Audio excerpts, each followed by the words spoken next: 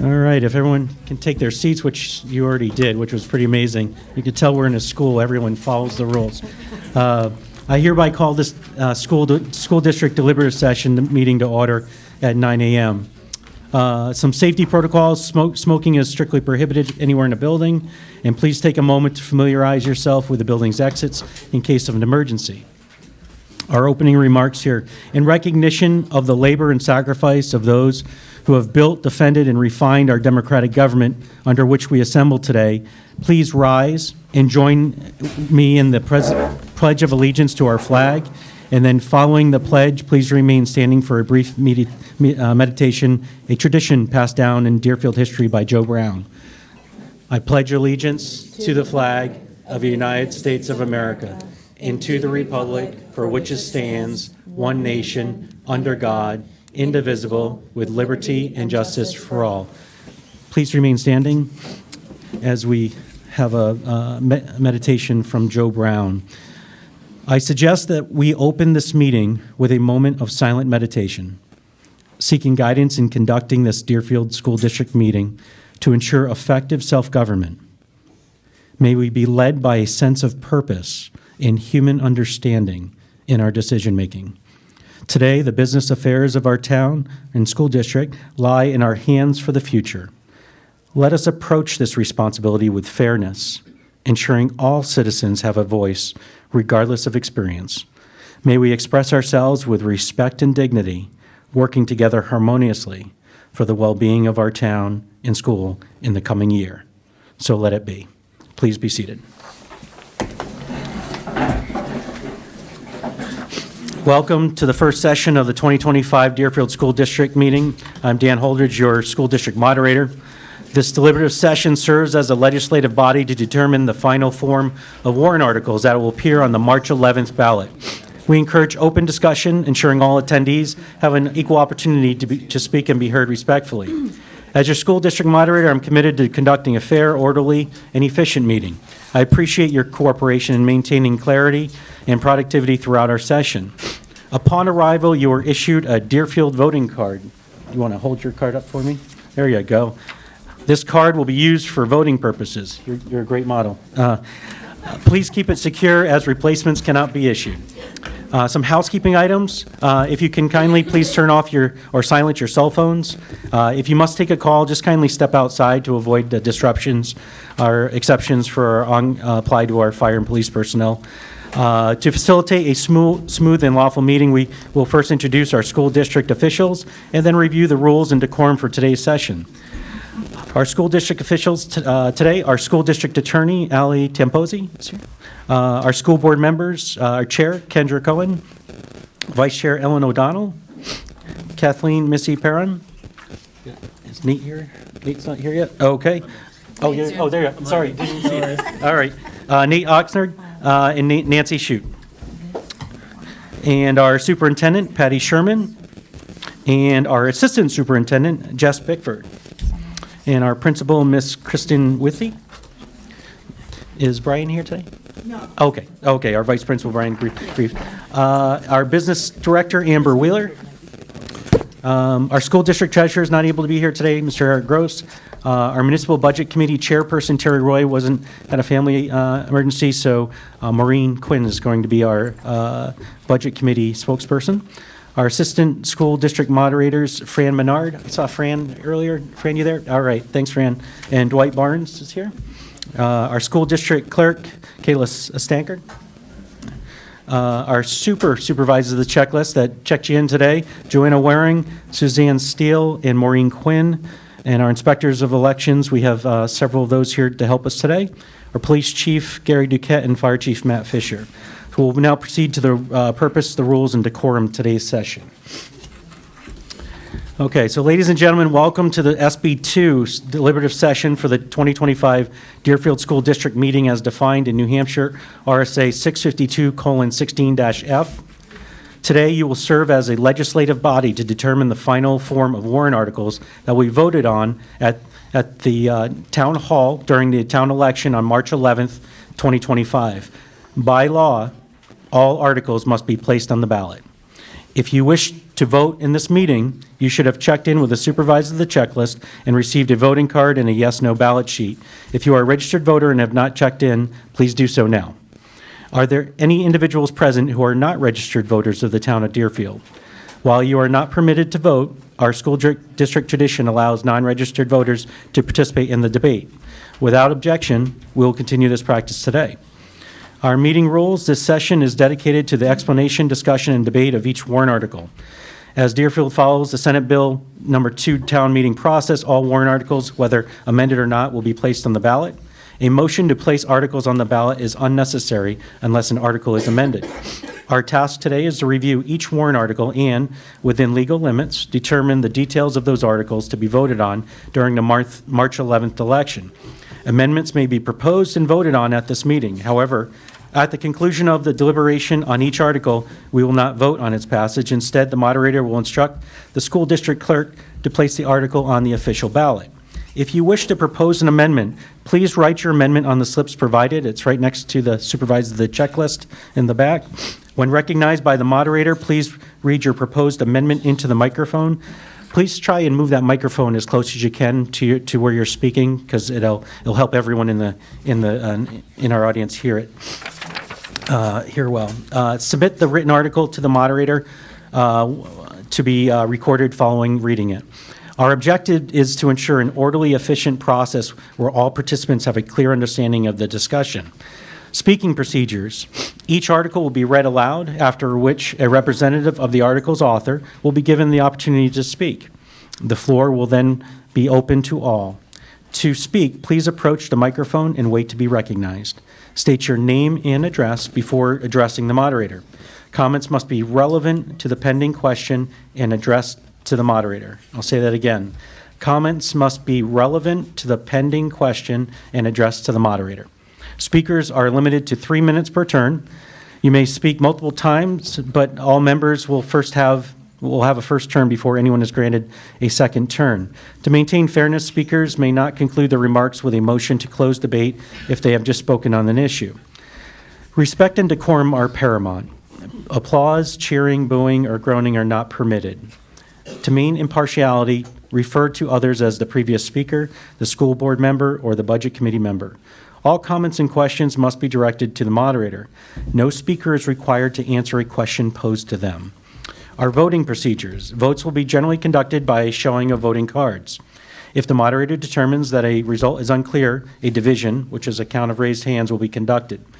If at least 7 members request a written ballot vote immediately after a non-ballot vote is announced, such a vote will be conducted. A secret ballot vote must be held if requested in writing by 5 members before a hand vote takes place. This request must be specific to a single vote and not for all votes in the meeting. The 5 requesting members must be present and stand when called to confirm their attendance. Secret ballot request forms are also available in the back table. If the margin of a written vote ballot is within 10% of the total votes cast, any 5 voters present may request a recount immediately after the public announcement of the vote per RSA 40:4-A.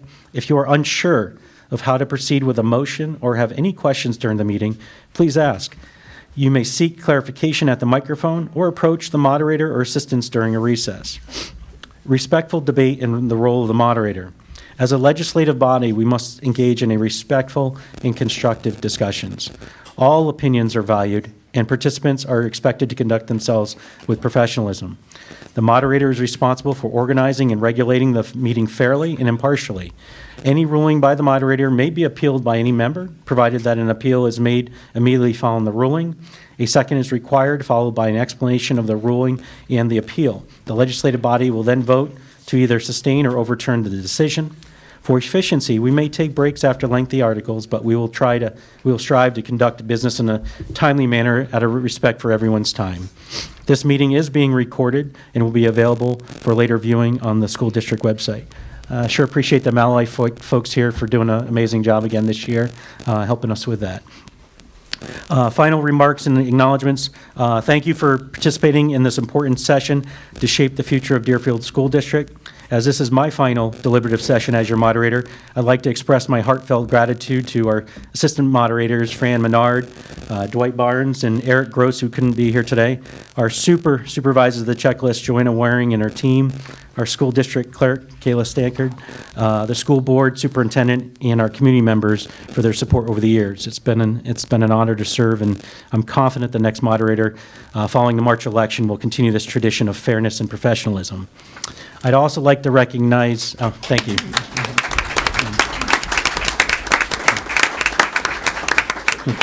I'd also like to recognize another retirement, our superintendent, Patty Sherman. She's going to be leaving at the end of the school year, so if we could give her a huge round of applause for the wonderful work she's done.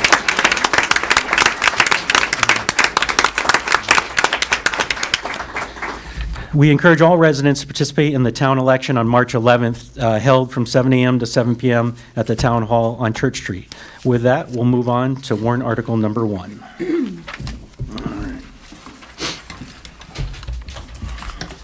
Oops. I'm dropping everything. Thank you.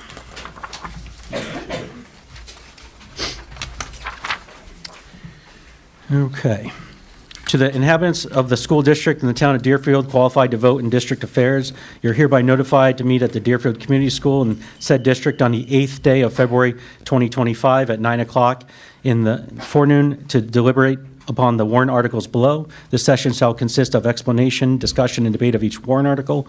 Warrant articles may not be amended subject to the following limitations. A, warrant articles whose wording is prescribed by law shall not be amended. And B, warrant articles that are amended shall be placed on the official ballot for a final vote on the main motion as amended. And C, no warrant article shall be amended to eliminate the subject matter of the article. An amendment that changes the dollar amount of an appropriation in a warrant article shall not be deemed to violate this provision. Voting on warrant articles will be conducted by official ballot at the second session scheduled for March 11th, 2025 at the Town Hall, 10 Church Street, Deerfield, New Hampshire, from 7 a.m. to 7 p.m. The first warrant article reads as such: shall the Deerfield School District raise and appropriate an operating budget, not including appropriations by special warrant articles and other appropriations voted separately, the amount set forth on the budget posted with the warrant or as amended by vote of the first session for the purposes set forth therein, totaling $20,574,506. Should this article be defeated, the default budget shall be $20,481,475, which is the same as last year with certain adjustments required by previous action of the Deerfield School District or by law, or the governing body may hold one special meeting in accordance with RSA 40:13 X and XVI to take up the issue of a revised operating budget only. Majority vote required. School board recommends 5-0-0. Budget Committee recommends approval 6-5-0. I'd like to introduce Maureen Quinn from the Municipal Budget Committee to present this budget. Maureen? And here she comes.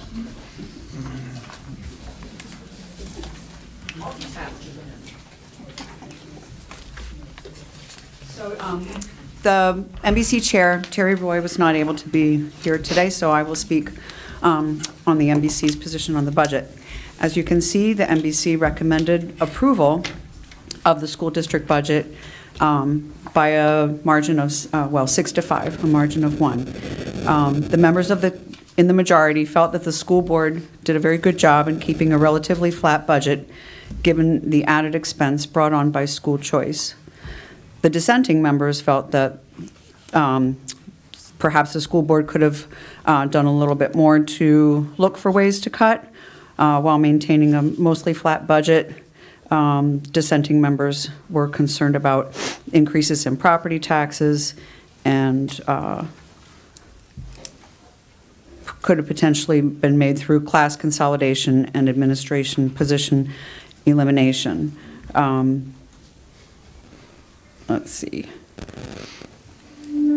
So in general, we felt like it was a very strong budget and met all the legal requirements that the school is bound to meet. And so that's the NBC's position. Thank you. Thank you. I'd like to introduce our chair of the school board to do a follow-up, please. Hi, everybody. Thank you. I don't know if this is on. Thank you so much for joining us this morning. It's a pleasure to have all of you here. I will direct everybody, there is a handout in the back of your packet that breaks down the operating budget, mostly the increases to the operating budget. It has a handy chart which shows the increases, the budget increase drivers. So if you're curious about, how we got to the increased budget number, you'll find a breakdown here. So the largest portion of the budget that caused the increase is high school tuition. The second largest is special ed. The third largest is benefits.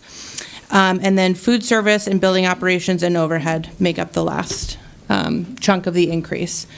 I'm happy to answer any questions. We've talked about this budget at many meetings at the MBC, at budget, or at the school board meetings. So I think the board feels very confident about the budget, but obviously would love to hear from you. So the article is now open for discussion and amendments. Ms. Verrill. Good morning, Mr. Moderator. Kevin Verrill, McCarran Road. So I'd like to thank the school board chair for properly identifying it as high school tuition, as opposed to one of the previous speakers that claimed it's because of school choice. So, yes, we have school choice. There's no doubt about that. The town rejected an unprecedented 13-year unilateral contract with Concord High School. And in response to that, Concord High School chose to significantly raise their tuition rates. Just for a point of record, the proposed contract had tuition increases built into the formula based on actual costs of Concord. Concord High School, Concord School District in general, but certainly Concord High School, has declining enrollment, and their declining enrollment is way more than just the Deerfield students that have chose not to go to Concord. So their fixed costs are going up, and their student population is going down. So what looked like a good deal on a 13-year contract would have wound us up in the same place.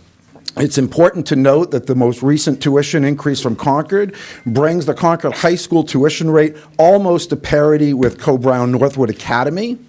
And in fact, it's quite likely that the Concord tuition rate will be higher than the Co-Brown tuition rate. Interestingly enough, we've had 2 years of school choice. And if we look at the numbers, it is highly likely that next year, in the third year of expanded high school choice for Deerfield students, we will have equal numbers attending Co-Brown Northwood Academy and Concord High School. And if the program is continued forward, which I pray that it will be, it is highly likely that 4 years into that program, we will have 2/3 of Deerfield students at Co-Brown and 1/3 going to Concord High School. And so the people are voting with their feet. For people that love Concord, I get it, right? But not everybody does. In full disclosure, I have a child at Co-Brown Northwood Academy, and I have a child at Concord High School. So school choice has benefited my family. It's benefited a lot of families. There are a lot of cost drivers to the budget, but I hate to see people using high school tuition as the straw man for these increases. Tuition rates were going to increase no matter what. That unfortunately is the nature of the beast. And I just wanted to make sure that we understand that school choice is not the only driver that's increasing our school budget. Is it a significant amount? Yes, it is. But people want it, right? You just have to look at where kids are choosing to go. And if we want to save money on high school options, then we should increase our opportunity for school choice to include local high schools that have significantly lower tuition rates.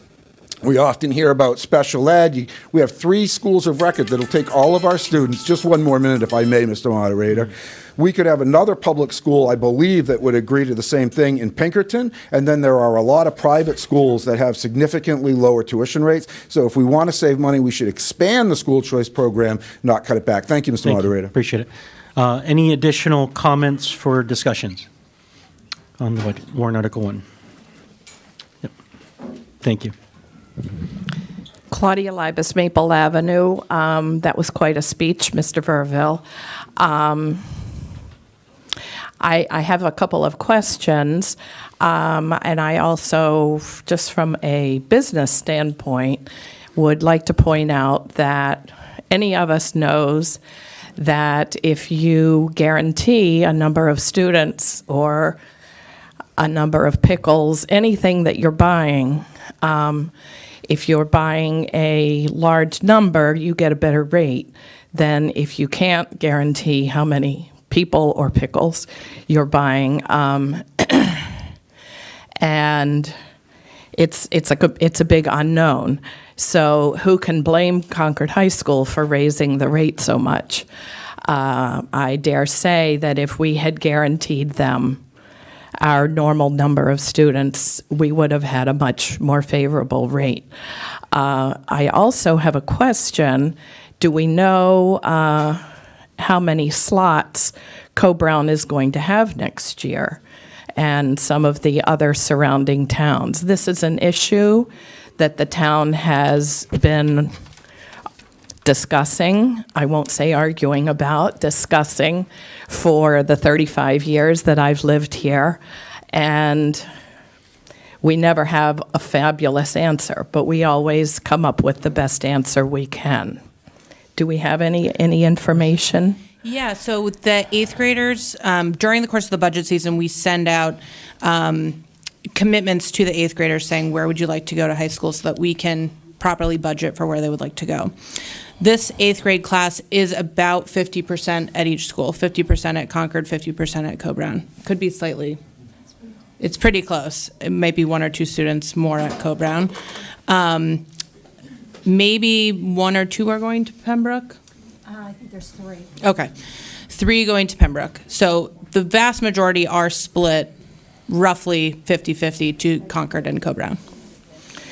And are our students required to apply to these schools? No, so part of the contracts that we came up with last year is that all 3 schools will accept any and all students from Deerfield who want to attend.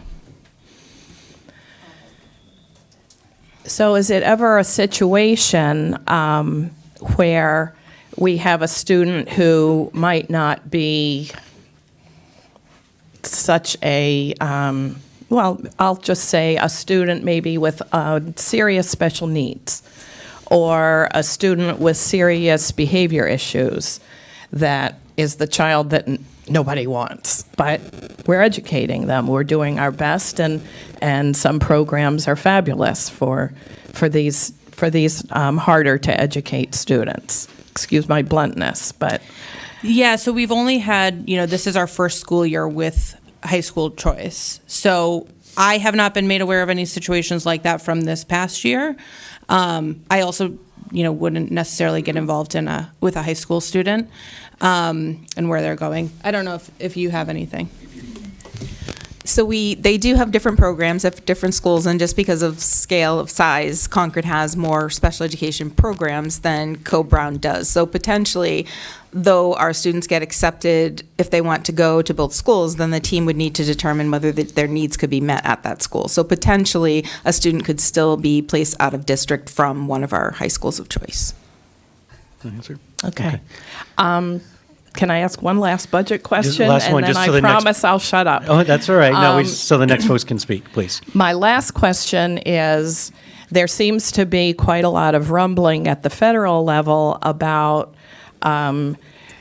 discontinuing federal funding, and I guess a lot of that funding goes to special ed, to help special ed programs, and maybe you can enlighten us about other programs that are covered by those monies and how this budget is going to be impacted by that kind of thing.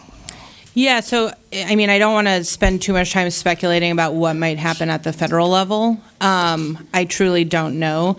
Obviously, it's something that all of us are thinking about, especially in terms of special ed. I think, what I've heard about the last federal funding pause was that it wasn't going to impact IDEA grants, which is not a huge portion, unfortunately, of our revenue for special ed, but the largest portion of our revenue for special ed. So I would love to be able to give you an answer about how we're going to be impacted. I honestly don't know. I don't know if anyone else has Jess, I don't know if you have more insight or no. I wish I had more insight, but I do not. I will say we receive very small amount of federal dollars for special education. So just to give you an idea, the last 6 years of reimbursements or special ed aid that has come from the federal government for special ed for Deerfield has not been, the biggest amount was $485,000 out of a nearly $5 million budget. So it is a minute amount that we get. And I'm going to plug this and be annoying about this because Jess is amazing and has helped us so much sort of understand how special ed funding works. The school board did a presentation all about special ed funding, breaking down our revenue sources, what sorts of services are covered. If you haven't watched it and you're interested, it's posted on our YouTube page, on our Facebook page. It really was enlightening to me to really understand and dig down how special ed is funded and how we pay for all of it. Okay, thank you. Next speaker, please. Morning, Zach Langlois, South Road, Deerfield. I want to start off by thanking everybody up at the tables here, having sat there for many years. Their work often goes unappreciated, so thank you to everybody here. That being said, a couple quick comments about one of the previous speakers. We ended a 20-year relationship with Concord. We entered into a transactional relationship with Concord, and we made it very clear as a community that the amount of money we were willing to spend was approximately at that point $20,000 a year, which was Co-Brown's tuition. We made a transactional deal. We entered into a transactional relationship. We ended a long-term relationship. Last year's tuition with Concord would have been, I believe, was $15,883 plus or minus a couple bucks is a number that's in my head. Next year, we're looking to spend about $1.3, $1.4 million on high school choice. That is a real cost to the taxpayers that we need to accept and understand. It's a decision that was made. What we don't want to do is leave kids standing looking for schools to attend. So I urge the board and any other future choices, make sure that any choices we pick include 100% of the students that apply are accepted, as they currently are to the 3 schools that were chosen. Crucial. And that we're not putting an additional financial burden on individual families so that their choice comes with a price tag, because that's not school choice. Those are vouchers. I'd also encourage the folks in the community, when you're looking at your tax bills and you want to save money, don't save it in this building to pay for school choice. That $1 million+ increase shouldn't come out of the budget here and the students that are here and the services that are here. This is our school. These are our kids. We make decisions, we have to pay for them. So think about that as we look forward. Think about that. These are the costs of the decisions that have been made. We own them, we need to keep them. Thank you. Thank you. Next speaker, please. Next speaker on the budget, please. Good morning. Good morning. Jeannie Menard, Mountain Road. I would like to echo the sentiment that the previous speaker just voiced, that I think we had a good debate. We had forewarning going back to 2020 in terms of increased potential tuition costs, but we embraced the school choice quite handily, and I think we have a responsibility to pay for that, but not at the expense of the operating budget here at Deerfield Community School. So, thank you. Thank you. Next speaker on the budget, please. Warrant Article 1. Hi, good morning. Hi, Stacy Marchioni, Meeting House Hill Road in Deerfield. I just wanted to note the actual breakdown of students at their schools. So this year, it's 34, next year, 34 to Co-Brown, 25 to Concord, and 2 at Pembroke Academy. So it's not quite 50-50. That's 61 students. That was also without any busing being available when those families made their choices. So it may well be that students going to Co-Brown or students going to Concord make a choice to go to Co-Brown if busing is available. So those numbers may change very quickly as well. So not quite 50-50. It was 50-50 in the first year, 23 and 23. I would also note that in terms of the budgeting at DCS, that DCS benefits financially quite a bit from a lot of parents whose students go to private school. So I, for one, I have been paying into the DCS budget for years with a child to be educated, and she has not been educated at this school. So when we're talking about fairness and budgeting, it's well to note that there are a lot of students who properly could and should be educated in this school for whom you receive tax dollars, but you don't have to educate them. And I dare say that's quite a number of students. So there is that benefit that comes to the school from families that pay but don't send their kids here. So I just think that should be noted. Thank you. Next speaker on the budget, please. Line item number 1, warrant article 1, please. Andrea Hoteling, 1 Lakeview Lane. I deferred to all the high school discussion. I'd like to just comment on a couple of things. The presentation sheet about the budget summary, I was surprised to not see a line item that simply said salary and benefits.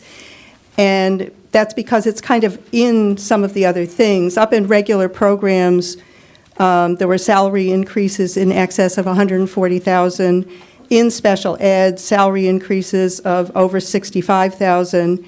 And if you put all salaries and benefits together, and again, I haven't pulled out a lot of individual line items, but there was over $440,000 of salary and benefit increases. So there are some other big drivers here that are kind of not spelled out separately. And additionally, just as an accountant, the wording increase from 24 to 25, I don't know, it just concerns me a little that it says regular programs 48%. Somebody could look at that as if regular programs are up 48%, but instead it's like that's 48% of the total increase. So again, I just wanted to point that out. An overall increase, the total budget increases of 7.78% in the operating budget. There's some things that are kind of rolled into that, grants and food service, and one of the warrant articles. And actually, if you go back and just simply add up operating expenses from one year to the next, the operating budget is up over $1.6 million, which is more like 8.9%. So again, this summary sheet just left me a little confused, perhaps, or not clear. Okay. Thank you. Thank you. Okay. Additional speakers on the warrant article 1, please. Nope. Please. Thank you. Good morning. Good morning, Debbie Bovier, Church Street. I'm just curious with regular programs how that divides out between regular funding for this building and funding for high school. Yep. So these categories are basically the categories in our budget. So, Okay. you know, the section 1100, section 1200, et cetera. Regular programs does include high school tuition. So if you look at in detail at the budget, you can see all the different categories of what is considered 1100 regular programming. But you don't have the numbers of what's spent for high school students versus what's spent for DCS students? In terms of increases, no. No, in terms of even just. So the only thing in regular programs towards high school would be the high school tuition line? Yeah, so how much is So that? that increase is 559,000? 669. 669. 669. And that's for a total amount of, Sorry, what was your question? for a She wants the total total tuition. high school? 4,184,182. That's total for high school? Yes. Okay, thanks. So of the regular programming increase, 559,000 is for high school tuition. Okay, thanks. Thank you. Next speaker on warrant article 1, please. Thank you, Mr. Moderator. Kevin Verbal, McCarran Road.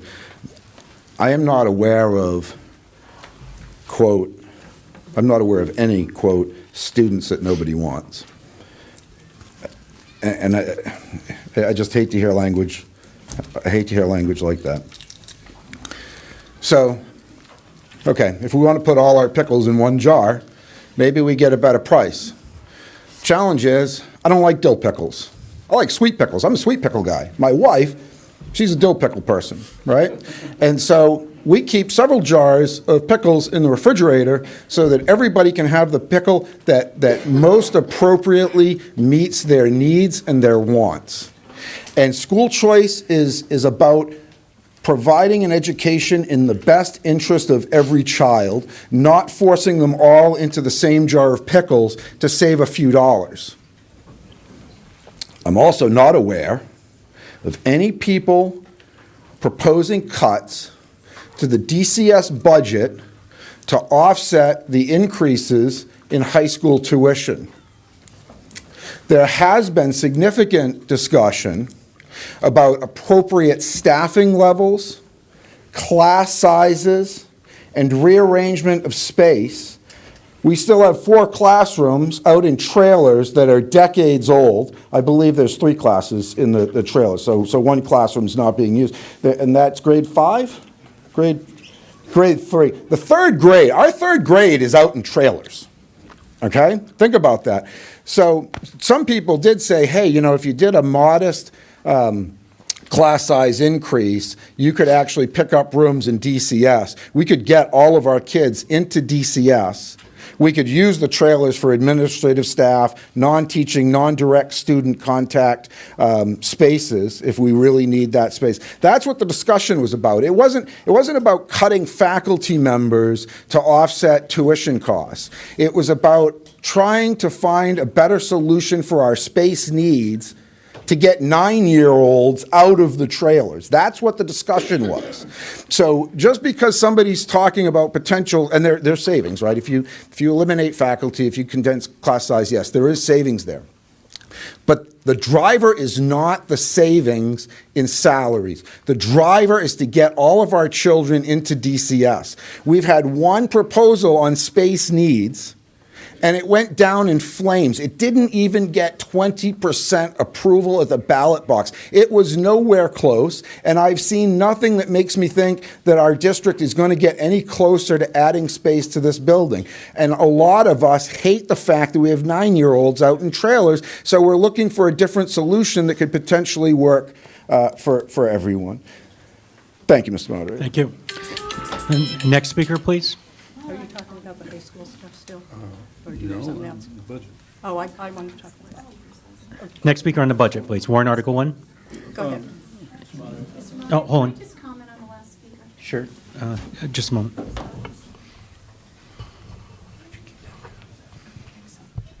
I just want to comment on about consolidating classrooms. So I actually did a presentation recently. It's probably, is it on our website, Kendra? I can't remember. But anyway, we can make sure it's there. I went around and I looked at all the space, how much space is in every single classroom. There are laws by the State Department of Ed, how many students you can have based on how many square feet. I figured out how many kids could be in each classroom. The majority of classrooms could fit maybe 24, some could fit 25, okay? Most of our classes, just about all of them except one, I think, have about 18 students in each classroom. Now you take 18, you multiply that by 3, you get 54. That's 27 in a classroom. The state law is, well, the maximum size is 25. Also, our classrooms are not big enough to hold 27 students. So to just consolidate classrooms is really not a practical solution. So I just want to make a point of that. Please look at the presentation that I did. I did a whole bunch of stuff about the size of the classes, and the things that could fit in and all that. So it's really important to know that. So just to say, hey, we need to put more kids in a class, we actually cannot. Thank you. Okay, next speaker on the budget, please, for Warrant Article 1. Dick Bovair, Church Street. 2 questions. On the backside of the sheet, it has revenue resources and lists state aid, special education grants, et cetera. I don't see the taxes paid by the residents of Deerfield. That's a source of revenue. And so it says here that adequacy aid is just a hair under 51% of those categories listed here, but it doesn't take into account what the taxpayers, those of us sitting in this room, are paying. So how does that fit in? Is adequacy aid 25%, 10%, whatever? That's my first question. Should we do that and then go to my second? Sure, that'd be fine. Kendra would be okay to respond to that? Yeah, so that's a good point. I think when we're thinking of the budget and creating the budget, these revenue sources factor into what the estimated tax impact is going to be. So we list these out and we list them in the budget so that we can figure out what the taxpayers will be paying. But yes, I mean, that is a source of revenue. I think the amount, I know for special ed specifically, our revenue sources make up about 15% of our costs. So as Jess said earlier, on a $5 million budget, I think we anticipate around $700,000 in revenue, the rest of which get made up by property taxes. If that answers your question. Not quite. Let me ask it a different way. For all these revenue sources that are listed, what's the dollar amount? And from that, we can deduce, quite literally, what the dollar amount is from the taxpayer. You get the percentages, but not the actual dollars. Yeah. I'm going to defer to Amber, if you have that number, Amber. It is listed somewhere. Oh, it should be in the MS form, isn't it? It is in the MS form, actually. Page 10 and 11. Yeah.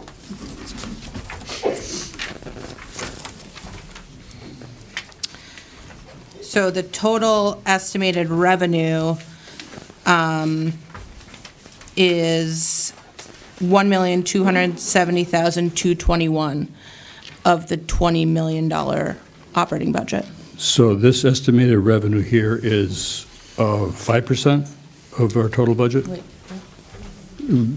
Back of the envelope calculation here. That's about right. Okay, yeah, this The is. total estimated revenue we're expecting for is $4,540,000, not including any warrant articles, any money from trust funds. Right. So some of the areas that we had shortfalls in were federal programs, so some grants. The IDA grant, Medicaid, those were really the shortfalls in which we had. The rest of them, actually, we're anticipating higher amounts of adequacy aid as well as state education aid. Are there specific areas you're looking to? No, I just wanted to put into perspective how much money is coming from outside Deerfield, outside defined sources. I mean, so it's approximately $16 million that the taxpayer pays and $4 million that come from other sources besides Deerfield school tax. Yeah. So the Page- 51% of state adequacy is 50% of the outside, but it's 5% of the overall budget. Yeah, it's about, appropriation to be raised by taxes is about 16 million. Yeah. So that gives me a much better perspective on how much the Deerfield School District taxpayer is putting into the pot and how much is coming from other places. So it is the vast majority. It's 3/4. And if, for anyone who wants to look, it's page 12 of the packet, has the budget summary, which shows the operating budget and anticipated revenues from various sources. Yeah, because it rather looks like on this here, if you weren't taking into account the Deerfield taxpayer, that the state was putting in half of the revenue. In Right. fact, it's much, much less. I just like to make that clear. Yep. My second question is really to the budget. What will not happen if we go to the default budget?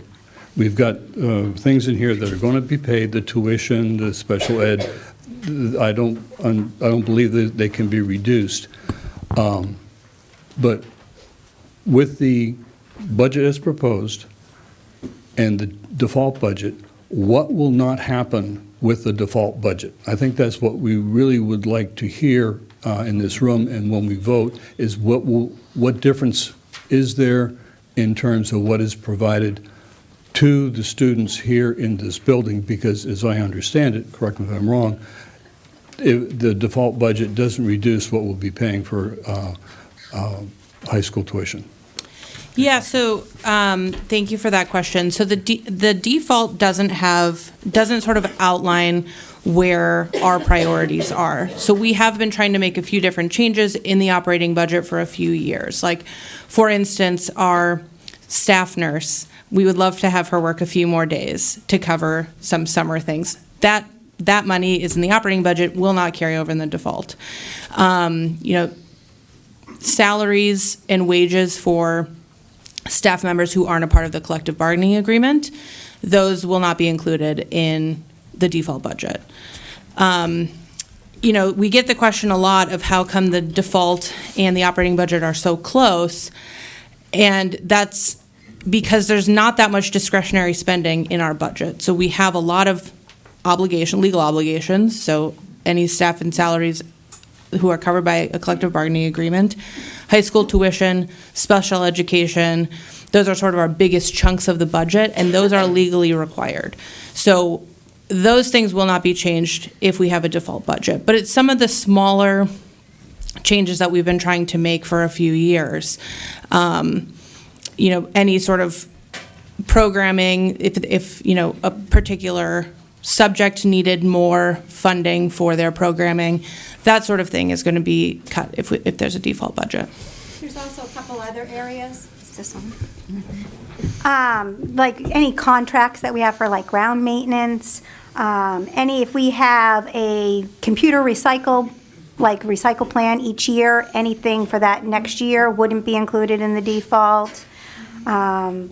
Maintenance agreements, contract agreements, we've got a ton of software that we utilize for our students. Any increases in that from the prior year are not included. So there would be some substantial areas that we would have to continue to do we would have to figure out a way to cover those items. So I understand you're talking about some potentially unanticipated increases for, say, software support. I guess I was looking for, you've got, $500,000 difference between the two. I have to double check it. What I understand you're talking about in the proposed budget, more time for the school nurse, salary increases for staff not under contract. Does that constitute most of what the money would be in the proposed budget? That's the increase? The default budget's it's less than 100,000. Yeah. 100,000, okay. So, Yeah. okay. So those are the principal things. Thank you. Thank you. Next speaker, please, on the warrant Article 1, the budget, please. Okay, I'm Andrea Hoteling, Lakeview Lane. I guess this question kind of came up when talking about class sizes. However, I wanted to ask the discussion. I know there was some discussion at the board level about there is one open faculty line. In addition to the classes that are here this year, there's one open one that has not been removed.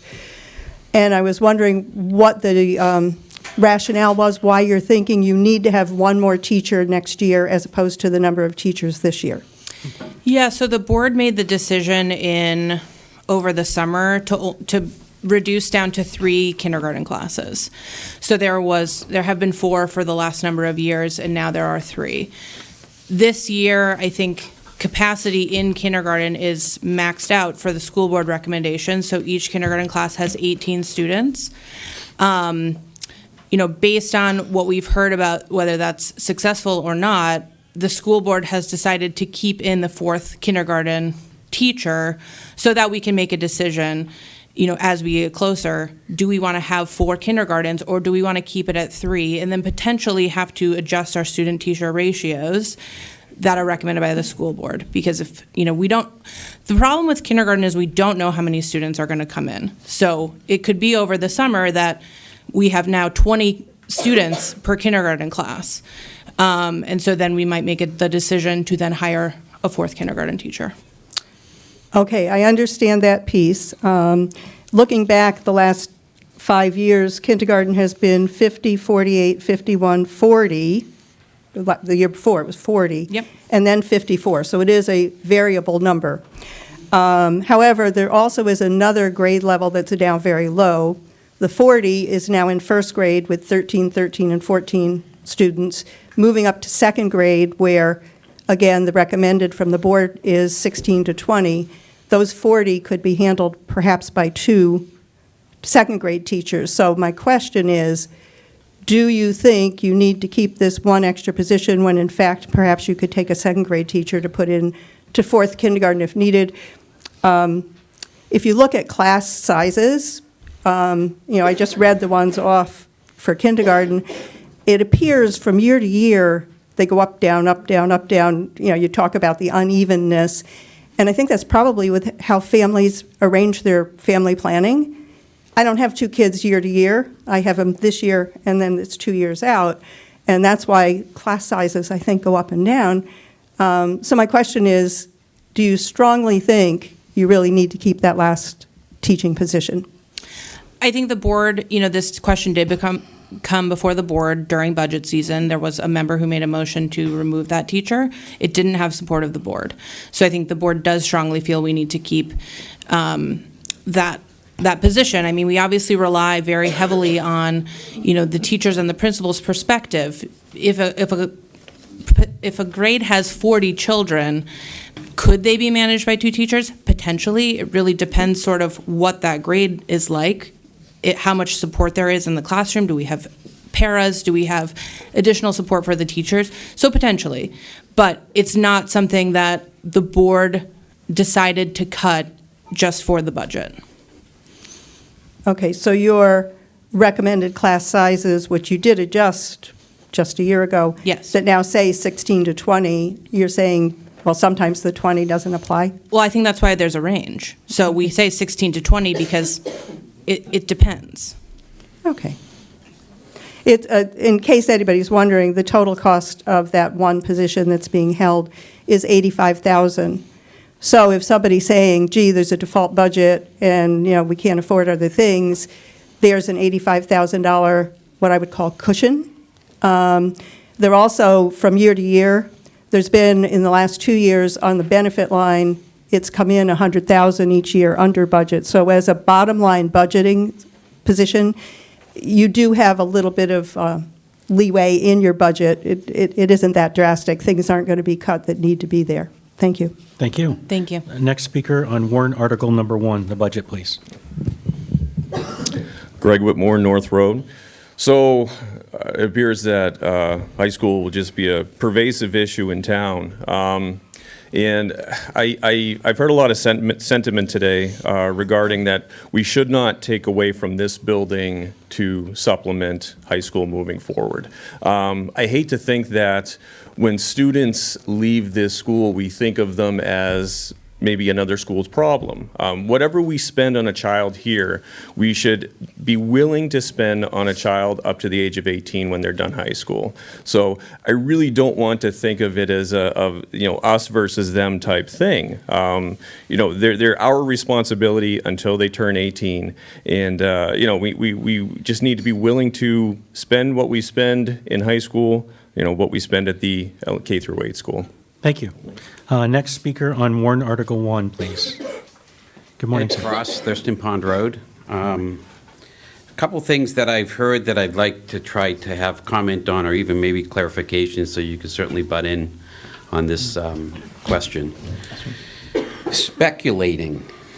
Whenever we do budgeting versus and use words like speculate, it means that we are looking at things in a perspective that doesn't make physical sense financially. So one of my questions is, because it was brought up by previous speakers, that if all our students went to one school, it was kind of voiced that it would save us money. And so my first question with the school board is, did you consider that or look into that to actually give us a real number? Or are we just going to speculate that that number is going to be less? So I need an answer to that before I can continue. I mean, I think it depends what school we're talking about. Pick one. If we, we obviously did negotiate with Concord, and the figure was much lower. Is that the same this year? If you did it again? So my I'm quite question really is. confident it would be. So you're quite confident. Was there any work in kind of working through that confidence with real facts? Well, I don't think there was interest of the board of renegotiating another contract with Concord that was rejected by the town. Okay, perfect. So then it is purely speculative that it would be a cost savings, but or at least the amount that it would be. I mean, okay, so when we did the high school presentation a year and a half ago in August, we did project out the different costs for all the various things. We did compare it to the rejected contract. Under the rejected contract, the tuition line for this year would have been roughly 2.9 million. This year it is 4.2 million. So I guess I don't understand your question. We weren't going to renegotiate a higher contract with Concord after the lower contract was rejected. Can I just add a little bit? Yes. In the negotiations, we did also get numbers from them for like, well, what if we sent 70% of our students? And what if we sent 50% of our students? So we did have those numbers, and that was part of the presentation. And it was still less than what we pay now. Okay. So, and I understand that it's a little older data, so even if we utilize the older data, it's a matter of how accurate that older data would be to today's facts. But with that being said, I don't blame you for not wanting to put a lot of time and effort into renegotiating now something when the townspeople voted handily that school choice is the option. I just get concerned that we're going to look at going backwards from what the townspeople voted to be putting us all into one pickle jar again. So I certainly think, and I certainly am in favor of continuing with school choice. I would love you to expand that school choice and utilize some of the schools that cost less money than the current 3 that we have. And private schooling shows that it is considerably less money in a lot of cases. And there are a lot of students that are currently going to Concord and or Cole Brown or wherever that would probably choose to come outside of that if that fit them better. So I would certainly hope that you would consider expanding that so that there can actually be a tax savings to the community. Yeah, I just want to comment on that briefly. So we do have a third option, which is Pembroke. Sure. The tuition at Pembroke is roughly $4,000 lower than Co-Brown and Concord. We don't have very many students selecting Pembroke, which is fine. That is their choice.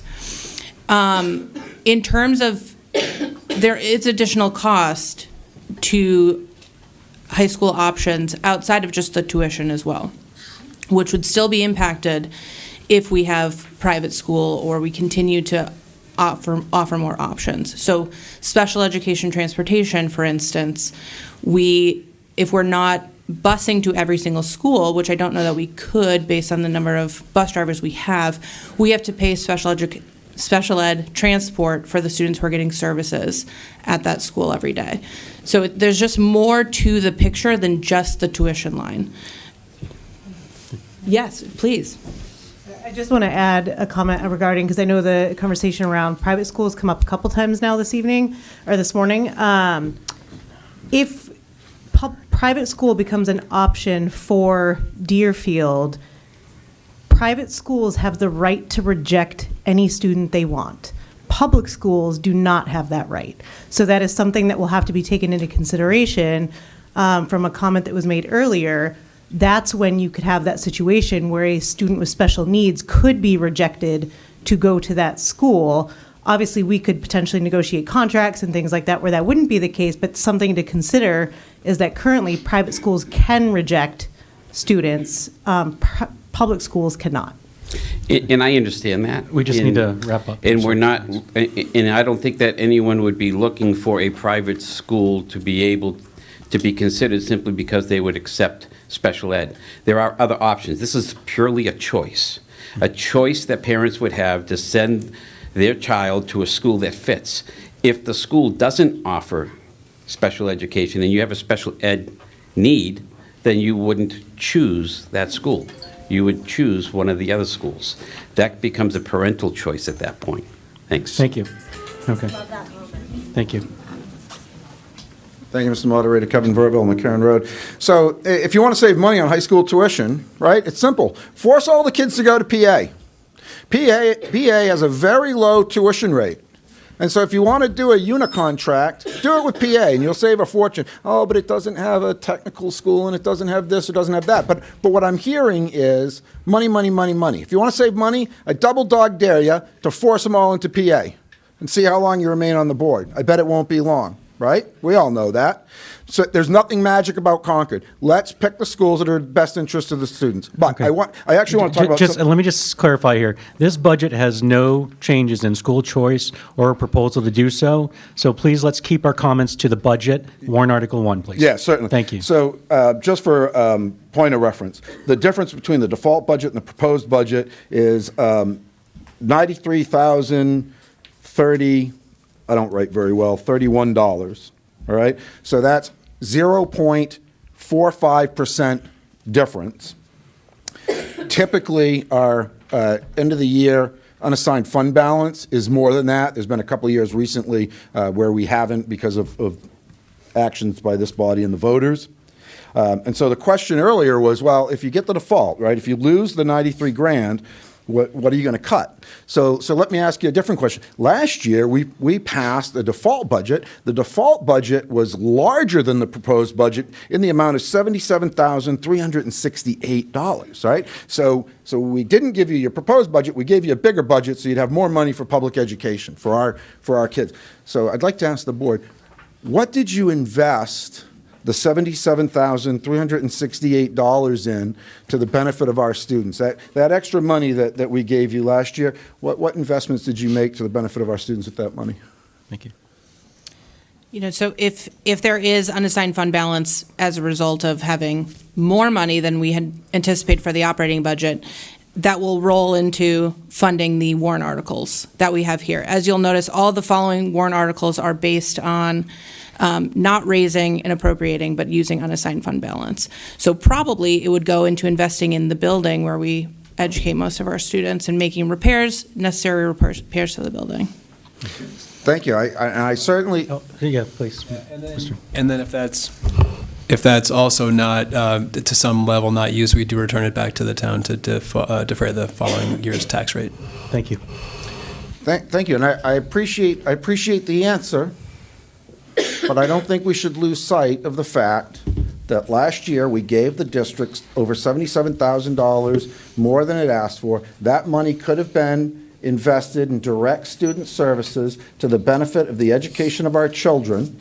And the district has made the decision, the school board has made the decision to leave that money in reserve, which is not a foolish policy, right? I'm not arguing, I'm not saying your policy is incorrect, but you got to remember, just because you give them extra money doesn't even mean they're going to spend it to the benefit of the students. They may just hold it in reserve for a rainy day, which isn't a bad policy. But just because the default budget is less than 0.5% different than the proposed, that doesn't mean anything gets cut, because typically our surpluses, our unassigned fund balances are well in excess of 93,000. I don't have the history in front of me. I apologize for that, but if anybody's interested, just reach out to me and I'll make sure I get you a copy. Thank you, Mr. Moderator. Thank you. Next speaker on Warrant Article 1, the budget, please. My name's Bob Davitt, 44 Old Center Road, and basically I had a question. I just want to make sure I understand correctly. If the default budget is the one that gets passed, the high school tuition money has to come out of whatever that pot is, correct? Yeah, because we're legally obligated to pay tuition for high school students, that money is included in the default budget. Okay. So the tuition's gone up. Correct. So that means money needs to be taken away from here. No. No. It's already part of the default budget calculation. So Oh, any okay. sort of legal obligations that we have, any contracts that we have, those are all carried over into the default, which is why the default is not that much smaller than the operating budget. Okay, thank you. Thank you. You're welcome. Good question. Next speaker on warrant Article 1, please. Jeannie Menard, Mountain Road. So I'd just like to clarify the perception that people may have picked up on, that comments regarding cutting budgets need to be targeting or creates this division between high school, our responsibility for high school as well as our elementary school. I never envisioned it being anything but. I guess maybe I should have presented my concerns about, maintaining the needs. If cuts are created as a result of a default budget, in my mind, and I may have been incorrect, they seem to focus on our, in-house elementary population. And so I was wanting to make sure that expenses overall aren't necessarily just targeted back home here. So, thank you. Yeah, so we haven't, we obviously have not had to make significant cuts, but there was a situation last year where we had some unanticipated special education costs. We had to freeze the budget at DCS for the entire year, which meant no additional spending on sort of anything for curriculum. We couldn't, anything that was purchased had to be vetted by multiple people. So that did impact DCS. That type of budget freeze is never going to impact high school because we are obligated to pay the high school tuition. So if there is a shortfall, it will have to come out of the operating budget at DCS because there's not other wiggle room that we have in other spaces. Thank you. Next speaker, please. Good morning. Good morning. Harriet Cady, Old Center Road. I feel, and I realized it last week with the town meeting, we get this information too late. We're here. We can't possibly analyze this whole thing. And I'd like to see both town and school present this information at least a month ahead of time so that people would be able to read and understand what they're actually voting. Secondly, I would like to see music classes or other peripheral classes in the 3 classrooms we have outside the school and bring all of the students into the school. Rather than music rooms, they become classrooms. Music would be in the modulars or other types of classes. I think that we could easily do that kind of moving around. Students should be together where they can meet in the school. As a taxpayer, I'm really not informed today. This is bringing up a lot of questions from people, but who has the time to digest and research what we get here before we vote? I really feel we need to look at taxpayers getting both town and school 1 month before we have this deliberative session. Otherwise, we're not making decisions based on good information. I also would like to see a sheet that tells where we are to the rest of the state, how many teachers, whether those teachers are special ed or regular classroom, how many aides,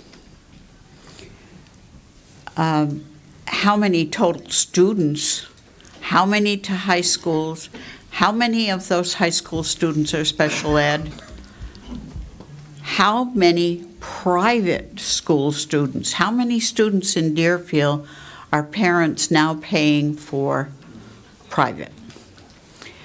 this is good information for people to understand what is happening in our community, as well as our school, but most importantly, to our students. So I think that we need to look at what information are you actually giving to the voters to make good decisions. Thank you. And can I just respond? So just briefly, I agree. I would really love to see more people at NBC meetings where we discuss all of this. We spend months talking about the budgets at the school board meetings, at the NBC meetings. Those are not well attended, and I would love for people to be asking questions and to be engaging with the budget and to be reviewing the budget before we get here. I mean, I'm happy to answer questions while we're here, but if there's a time to talk about what you want the board to do, staffing levels, it would be best if we could do that, in October when we start initially talking about the budget. So I agree. I would love to be able to get more information to the voters. I think, our board has discussed, do we increase our communication budget so that we can mail things out to people in advance? Again, that would be an impact to the budget, but I think it would be a worthwhile investment to be able to get things out, to get people engaged, to get people to asking questions before, we hand them a packet that says, this is our $20 million operating budget, thank you. But that also requires people to get engaged and informed. Thank you. Next speaker, please, on the budget. John Leslie, Meeting House Hill Road. Real quick, Kendra, on your last point, for the communications, I know a lot of people feel uninformed at times. As you mentioned, the NBC's mailing it out, that seems like a lot. I think if we were able to even just digitally post it, because I know you guys posted the packet 2 days ahead of time, yesterday? The NBC budget packet has been posted for about a month, That's at fair. least. Yeah, okay. But either way, on my main point, so we had the higher default budget last year, and then there was an additional teacher role that wasn't filled. So that's ballpark of 150-ish that we didn't spend, roughly, because it was 77 and 80. I'm just ballparking. Somewhere in that realm. Position wasn't filled this year. There was the additional teacher, right? And then we had the default budget that Mr. Verville just mentioned, correct? I just want to be careful to say that we may not have spent it towards that, but we're only in February. We still got several months of this fiscal year. That's fair. Something could arise that we may need to use those dollars in order to cover. So I just want to be cautious that while it may not have been spent on that particular thing, it may need to cover something that's unanticipated. That's fair. Because we are still early in the year. Right. It was just a clarification that those monies are currently unassigned. Correct. Okay. Thank you. Thank you. Next speaker on the budget, please. Warrant Article 1. Hi, I'm Chris Moscover from Hartford Brook Road. I'd like to move the question. Okay. We've got one more speaker. Did you? You can still go. You can still go if you haven't spoken yet. That's our rule. Yep. Hi, Marianne Clark, Old Center Road. I guess my concern has to do with the idea of this move we've had to a more open school choice model and kind of tying that together with our concerns about the increases that we've had in the budget. And I think the school board chair touched on this a little bit. And it has to do with those line items that increase. It's not just tuition. There are a lot of other line items that are increasing, including special education and special education busing. And then I hear people concerned about being able to digest the information we have. And even if we get that information, given the increases that we have no control over those line items. We have no negotiation power. We are pretty much stuck with a lot of those costs, given how we're now educating our high school students. And that's all I have. Thank you. Okay, the question's been asked to be moved and seconded. So this warrant Article 1 will be placed on the ballot as written. All those in favor of, excuse me, let me do the vote, sorry, just about to. All those in favor of moving the question, please signify by raising your voting card. Thank you. All those opposed? Okay, motion passes. So the question's moved. So the budget would place, Article 1 will be placed on the ballot as written. Speaker, Make a motion to restrict reconsideration on the budget. is there a second? I'm sorry, second? Okay, we got a second. A motion was made to restrict reconsideration on the budget and properly seconded. Discussion, any discussion? All those in favor signify by saying aye, or raise your vote card, sorry. Thank you. Any opposed? Thank you. Motion passes. So warrant Article 1 is not permitted to be brought back up. Warrant Article number 2, it reads, to see if the Deerfield School District will vote to create a high school tuition expendable trust fund under the provisions of RSA 198:20C. Excuse me, Mr. Moderator, you said 1 is not permitted. The reconstruct. The people at this meeting can reverse any vote they want to. Thank you, but that's incorrect. Parliamentary procedure says the majority rule. I'm familiar with it. I know the law. You can't. Once per RSA, once you restrict reconsideration, you cannot go back to it. So again, warrant Article 2. To see if the Deerfield School District will vote to create a high school tuition expendable trust fund under provisions of RSA 198:20-C5 for the purpose of paying unanticipated high school tuition costs and to raise and appropriate the sum of $40,000 to be placed in this fund. This sum to come from the June 30th, 2025 unassigned fund balance available for transfer on July 1st, 2025, with no amount to be raised from additional taxation, and further to name the school board as agents to expend from this fund. Majority vote required. School board recommends 5-0-0. Budget committee recommends approval 8-3-0. Ellen O'Donnell, our school board member, is going to present, please. Yeah, so when we, for the budget, figure out our high school tuition, we do a survey of all the parents. We make sure we get 100%, and we figure out where the parents want to send their students. So that's how we get our budget. Now, right now, as we mentioned before, Concord and Co-Brown are both a little over $20,000. So what we're concerned about is that if we were to have 1 or 2 students or 3 move into the town that want to go to high school, all of a sudden we have $20,000 that we have to pay for, which can be quite substantial. So we just want to set up a trust fund and start with $40,000. That would be enough for 2 students. The money is not coming from taxation. It's from unassigned fund balance, so it wouldn't be anything that the taxpayers are paying for it. And it's just to make it a little bit easier for us because we're very concerned about students moving in and all of a sudden having to come up with that money. Thank you. The article is now open for discussion and amendments. Warrant Article 2, please. Andrea Hoteling, 1 Lakeview Lane. This idea that the phrase, no amount to be raised from taxation, means it doesn't cost us anything has bothered me over the years. And I would actually like to add a sentence in all 3 articles, 2, 3, and 4, after the phrase, no amount to be raised from additional taxation.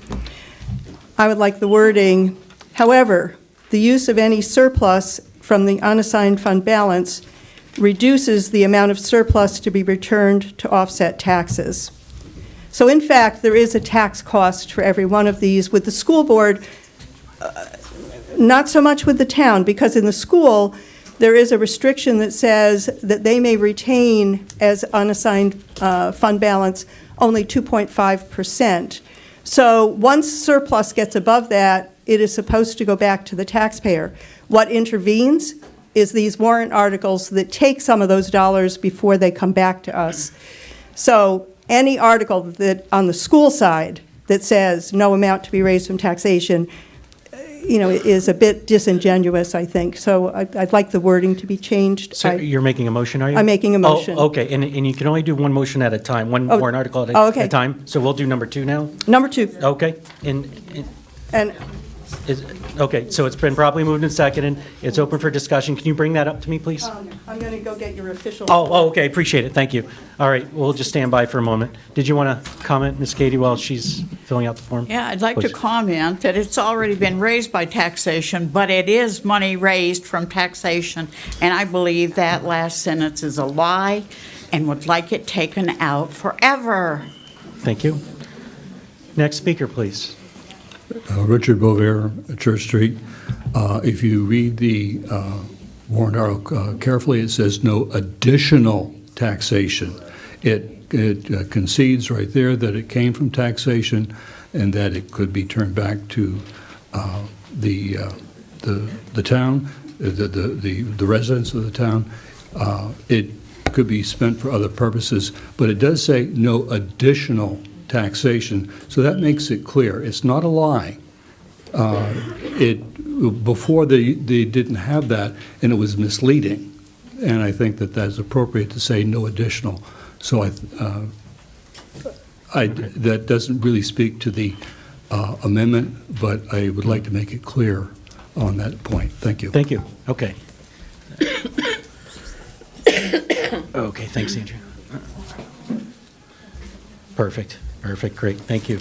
Okay, so we have an amendment on the table here to discuss here, and again, it's going to read to add the following sentence after the word "no amount to be raised from additional taxation," and it's, however, the use of any surplus in an unassigned fund balance reduces the amount of surplus to be returned to offset taxes, correct? Okay. Okay, any further discussion on this proposed amendment, please? Could I just comment on Please. what the previous speaker said? It's not an addition to this year's tax rate directly. However, it is an addition to this year's tax rate indirectly in that if it's coming from an unassigned surplus, that surplus would be one of those revenue items that comes back and offsets what is being charged as taxes. So it is a tax burden. Again, the wording is a little confusing because, yes, it's not having its own new tax amount. However, if we didn't do this, there would be more surplus going back, which would reduce this year's taxes. So there is a tax cost. Okay, thank you. Additional comments, please? I just want to say that the school board also doesn't have control of whether the town, when we are returning money, uses that money to offset taxes. So, I mean, must they? The town does not have the authority to decide what the money is. That's Right. Department of Revenue. No, right. So when we decide, so this past year, we said we're going to give $320,000 back. Yep. Does the town automatically have to use that? The town doesn't have any Right. say. It is the Department of Revenue. So what they do is really like a realignment of appropriation. So there's this theory that we give money back to the town. We're not giving it to the town to utilize. We're giving it to reduce taxes to the taxpayer. So a little bit different. There's, I would personally be concerned about this verbiage. Just, we obviously have all of these approved by the DRA. I don't know if the DRA would approve this. If not, do they kick back our warrant article so it couldn't get funded? I'm not sure of the consequence, to be honest. What bothers me is that we're taking money that would go back to reduce taxes from people like myself, who are on a very limited income, to pay for people in the future not to have to pay those taxes. I can see money being put aside to build buildings. I can see money being put aside to build roads.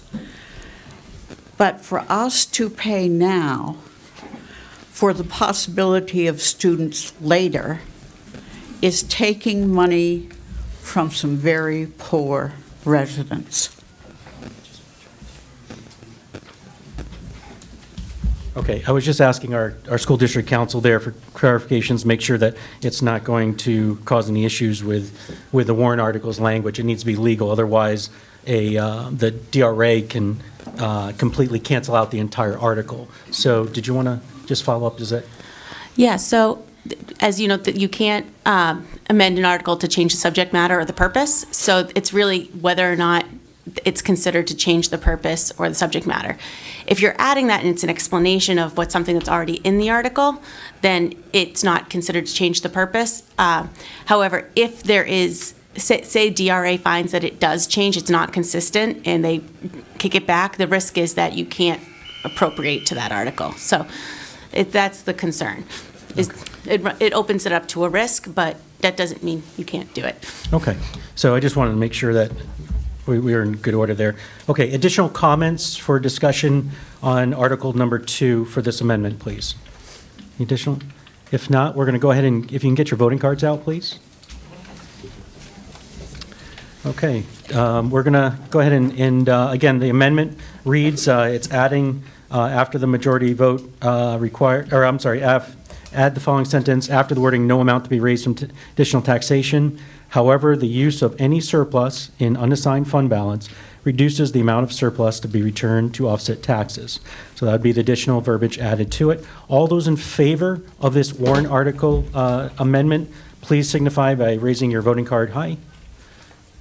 Thank you. Those opposed? Okay, that will be defeated. So we're still back to the original warrant article number 2 as it's written. Additional comments for discussion and amendments for warrant article 2, please. Yes, sir. Good morning, Mr. Moderator. Kevin Verville, McCarran Road. Almost forgot where I live for a second. Does anybody here with a long memory, can you tell me the last time that Deerfield didn't fund its high school students via tuition? Well, we've been paying, so all our high school students have gone to school via tuition model, right? So does anybody remember a time when Deerfield took care of its high school population without using the tuition model?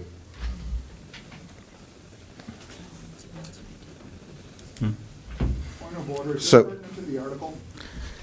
excuse me, you don't have the floor. So the reason I ask is because, to the best of my knowledge, unless you go back a long, long ways, we have always handled our high school student population via a tuition model, right? Other than this year, how many times has this or a similar question to this been put on the warrant? Last year was the first year. So this is the second year. Yes. So we've been operating under a tuition model for decades upon decades, as long as anyone can remember, unless somebody actually remembers and wants to get up. But yet somehow in the last 2 years, we believe that somehow we need a special expendable trust fund to handle this. So my point is, you just finished up 20 years of essentially unilateral contract with Concord, although that's not quite true because we sent kids to Co-Brown and Memorial and some PA and some other schools over the years, right? And so if kids move to Deerfield during any of that time, that would be in addition to the tuition line. It's always been, if a kid shows up, it's in addition to the line. It's also true that if a kid leaves, right, if a family with a high school student leaves Deerfield, then that's a reduction in the line. And we've always managed that without any special expendable trust fund. And so for that reason, I don't believe that this is a good use of taxpayer money, and I would encourage my friends and neighbors to vote no on this question when we vote in March. Thank you, Mr. Moderator. Thank you. Next speaker on warrant article 2, high school tuition expendable trust fund. Richard Bovair, Church Street. The question here is not are we going to pay for tuition or not, that's settled. It's where will the money come from? As I understand it, this warrant article would provide a buffer against taking funds away from other programs, other lines in the budget. It would be there, if it's not used, it would be there for use in future years, would it not? Yes. So it is coming from no additional taxation. Yes, it might not go back to the taxpayer. But it is not a question of will we pay the tuition, but where will the money come from if it's needed. And I think this is a proactive kind of step. If it goes for a number of years without ever being used, then someone could put up a warrant article to move the money back into whatever purpose. But I think it is a prudent use of the monies that might be in the what's the term for the funds at the end of the year? Unassigned fund Unassigned balance. funds. Thank you. Thank you. Any final comments for warrant article 2, high school tuition expendable trust fund, please? It looks again like another opportunity to put a slush fund, safety net, call it whatever you want, to amount of money into an account just in case we need it. It's a terrible way of building budgets, and when you're trying to look at budgets and cost and trying to control cost, building slush funds is absolutely against everything that the taxpayers are crying about in this town. Stop slush funding slush funds. Thank you. Next speaker on warrant Article 2, the High School Tuition Expendable Trust Fund. Debbie Bovair, Church Street. In the history department, I remember years when the school board put in perhaps one or two more students in the proposed budget and got, challenged at the budget committee. And the discussion was, we're trying to budget for what realistically could happen, not what we have facts on right this minute. And this was, I don't know where we were sending our kids there, but it was a number of years. So the school board, in response to the budget committee, pared down that amount to get it tighter and tighter and tighter. Now they're asking for some kind of insurance that they're doing the will of the budget committee is not going to come back to bite other programs in the school. And I don't see it as a problem to put $40,000 in the scope of this entire budget in an insurance policy so that they can continue to give us an accurate, pared-down budget. So I would encourage people to support this. Thank you. Next speaker on warrant Article number 2, High School Tuition Expendable Trust Fund. Danielle Palmer, Range Road. Do we have any idea how many high school students came back from homeschooling or private school after school choice was implemented? Last year, I think we had roughly 7 students. Okay. 9? 7? I was going to say 5 or 6. Okay. Okay, and that's between 5 and 7. Between 5 and 7. And then in addition to that, with all the new homes being built in Deerfield, do we have any idea how many new high schoolers came into town just in general? I don't personally know that. Okay. How many new high schoolers? Outside of the 5 to 7 who joined that we were not anticipating. So the big thing about this idea is that we can only budget for this one time a year. So if a student moves in tomorrow and they have a high school student, we aren't accounting for them anywhere. We try as best as we can to have an accurate budget based on what we know right now. We don't know if families are going to move out. We don't know if families are going to move in. So this is sort of the best way for us to do this. And we do this in various other ways with trust funds as well. We have the building trust fund in case the chimney, explodes again. I don't know.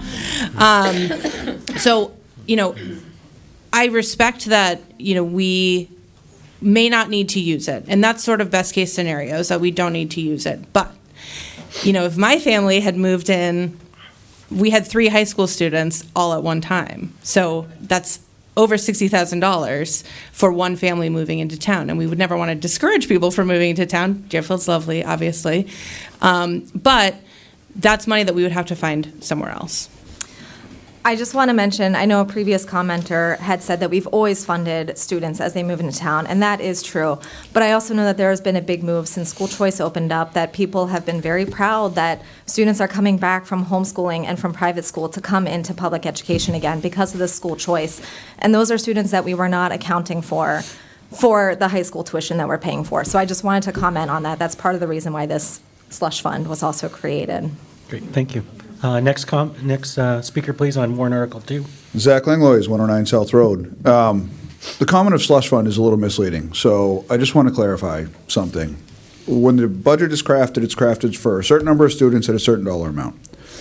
If 10 houses are built by a developer in town, and a couple of high school students walk out of those houses, and they happen to show up after the budget is crafted, we're footing approximately $20,000 per student for those kids. We have to pay the tuition. The kids show up, we pay the tuition. We have to pay special ed. Those are fixed, they're happening, it's going to occur. So where that extra money comes from is within the walls of DCS. That is the only place in the budget, if extra students show up for high school, or if unanticipated special education costs occur, the only place, once the budget is crafted, for that money to come from is within the walls of this building. So is it a slush fund? No, absolutely not. Is it an insurance policy to make sure that the students that are here at DCS are not denied services and classes and activities in case another 10 houses are built in town and a few more high school students show up after the budget is crafted? So slush fund is misleading. It shouldn't be called that. This is just to ensure that our students here receive all of the programming that they always have and that the school board and the community wants them to get.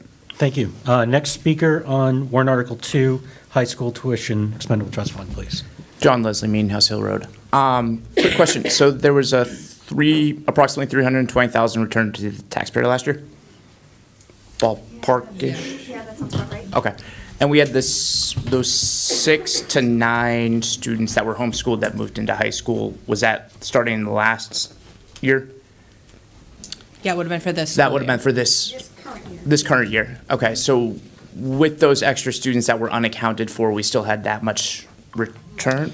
So it's this current school year. It's this current school year. Okay, I thought it was Right. last So school year. we don't know how much extra we're going to have at the end of this year. Okay, so then last year, did we have any new homeschoolers move into? This was the first year that we had high school choice. So that we're talking about. It's the second year. We had homeschool choice, school choice last year. This school year. School year we're in now. Current school year, but the budget year is a year ahead. Right. So the current school year is the first year we had school choice. Okay. Yes. I want to clarify, we returned 199. 199? Yes. Okay. So. That was 320. Okay. All right, that was all. Thank you. Next speaker on warrant Article number 2, high school tuition expendable trust fund, please. Just for information, okay? I know that it's been mentioned that, when new houses get built, it instantly equals extra students in the school, including high school students. So just to give you a point of reference, in the past 6 or 7 years, I've built 12 houses in this town. And out of those 12 houses in this town, to the best of my knowledge, none of them had high school students. And actually, out of the 12 houses I built in town, 1 or 2 at most had kids that were going to this school at all. So most of the houses that I'm building or that I have built in this town are putting money into the tax system, and they are not adding students, just for a fact. Thank you. Next speaker, please. Morning, Mr. Moderator. Kevin Verrill, McCarran Road. It's always heartwarming and refreshing when I can agree with my friend and neighbor from South Road, right? All the things that he said are true and correct. There's no doubt about that. If this is a real need, then why didn't he try to add this to the budget during his 9-year tenure on the school board? No, you're getting off this topic. Okay, so I'll get back on track. So we've tuitioned students forever to high school, and we've never needed this fund. We have always managed. I would say, tell me when, either the superintendent, chair of the board, ranking member, business administrator, when did high school tuition, because kids moved into Deerfield, cause true heartache, true heartburn for the Deerfield School District, and what things were we forced to cut to cover that tuition? When's the last time that happened?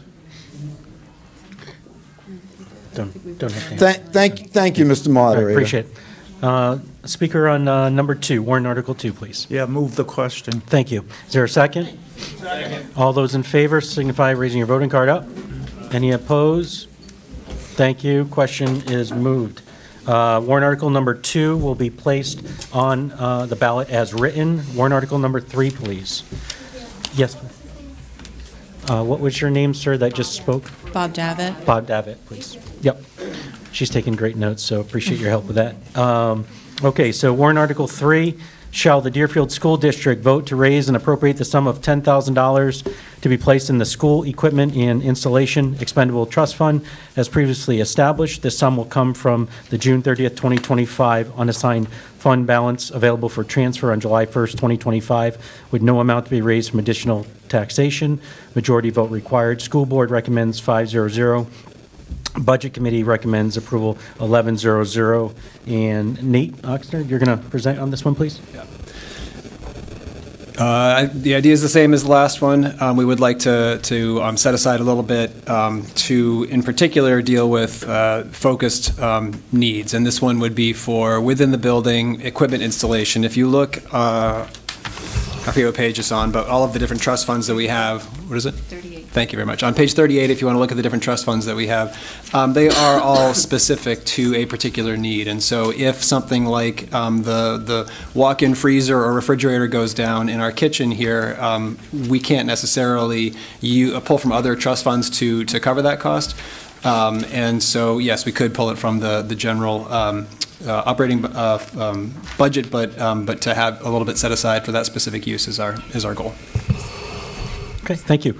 So warrant article number 3 is now open for discussion and amendments. Anyone would like to speak on warrant article 3, please? Great. Seeing none, we'll go ahead and place article number 3 on the ballot as written.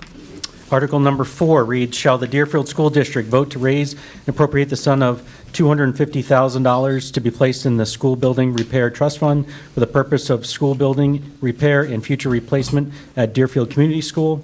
This sum to come from the June 30th, 2025 unassigned fund balance available for transfer on July 1st, 2025 with no amount to be raised from additional taxation.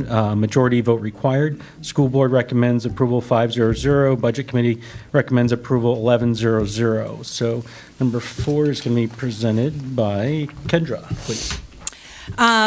So as many of you know, the school board, I was not part of it, had proposed an expansion project. With that project, there was going to be a lot of updates and renovations to DCS building. When that failed, we decided as a board that we were still going to chip away at big projects, continue to maintain the building to the best that we can with what we have. So this would be funding the School Building Repair Trust Fund. Our Director of Facilities has a capital project grid. So we anticipate the next big project that we're going to need to tackle is the unit ventilators in each of the classrooms. We anticipate, though we still need to have engineering come in, design a system for this, but we anticipate the total cost of that would be around $750,000. So rather than doing, one big warrant article to fund that specific project, we are trying to add money into the trust funds so that we can continue to upgrade and maintain our building and replace systems that need to be replaced. Okay, thank you. Okay, so warrant article number 4 now is open for discussion and amendments. Thank you, Mr. Moderator. Kevin Verrill, McCarran Road. I think I want to make a motion because I think there's a problem with the article as written, and I'll defer to the experts. It's my understanding that the way it's written, if there is not $250,000 or more, the article will not be funded. And I'm getting nods of yes. So if that is correct, then I would like to make an amendment to change the language so that it reads, shall the Deerfield School District vote to raise and appropriate up to the sum of $250,000. That way, if there's less money available, it still gets funded.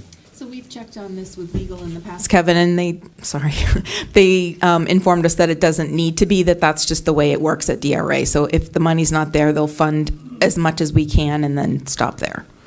Okay. So we had that checked on. Okay, so if there's only $200,000, you get the $200,000. Yep. Okay. I withdraw. Thank you, Mr. Moderator. Okay, thank you. Welcome. Okay.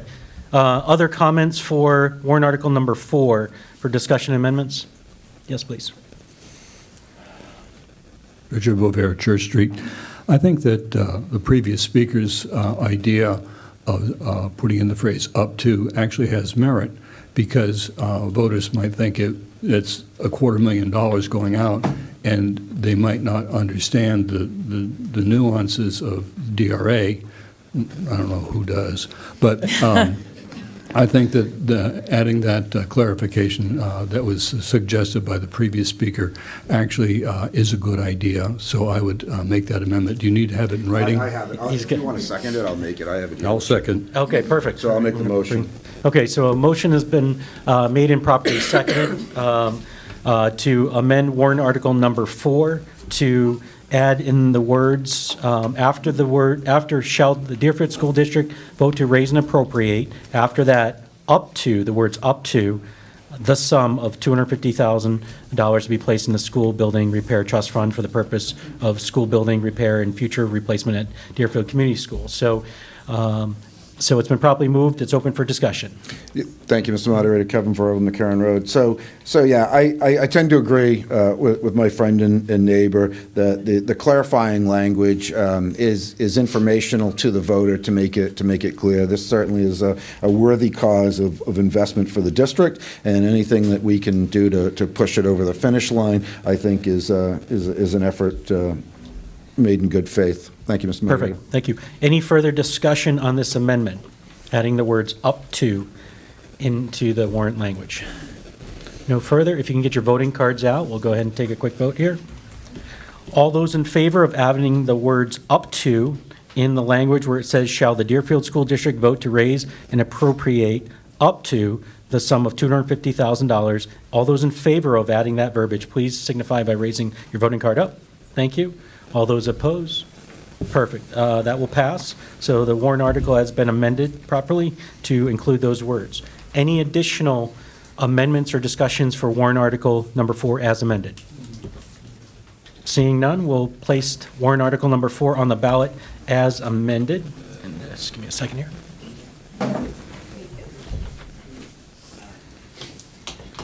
Okay, we're moving on to warrant article number 5, please.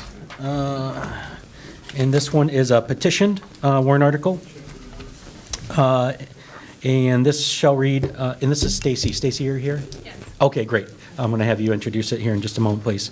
Warrant article number 5 is, shall the Deerfield School District be required to publish at least 24 hours in advance of a school board meeting all relevant public documents referenced in the agenda items on the Deerfield School Board's meeting agendas for the purpose of providing open access to public documents in advance of meetings so that residents of the town of Deerfield may be apprised of the actions and matters before the board. Publishing should include attaching PDF documents to the agenda published online and/or providing access to an online document on the school board's shared drive, as well as providing printed documents attached to the agenda at the meetings when possible. This article is submitted by petition, and this, as I understand it legally, is an advisory-only position. Yep. Correct. Thank you. Okay, please present. Hi, Stacy Marciani, Meeting House Hill Road in Deerfield. First of all, there's just one typo in the document before us, and so I don't know if the warrant actually... I saw it. I can fix it. Okay. The warrant, great. What we have says outline, and the actual warrant said online. Okay, excellent. Okay. So I wrote this article in the interest of moving toward better transparency and increasing communication between the school board and the residents of Deerfield. There are documents that should be provided to the public that are discussed at school board meetings and are not available to us in advance of a meeting, if ever. That includes, for example, school board policies that you discuss, New Hampshire School Board Association policies that you discuss and vote on, contracts, you had contracts for solar that weren't published, financial documents, proposals on whether it's building repairs or expenditures, and financial documents. And none of those they're discussed at school board meetings, but they're never made public, and they're not made public in advance, so that when we're attending or watching a school board meeting, we can be informed as to what you're discussing. There are a lot of school boards that provide the documents being discussed at the meeting with their agenda. Concord High School is a beautiful example of this. I would encourage everyone to go on the Concord High School's website and pull up a school board agenda.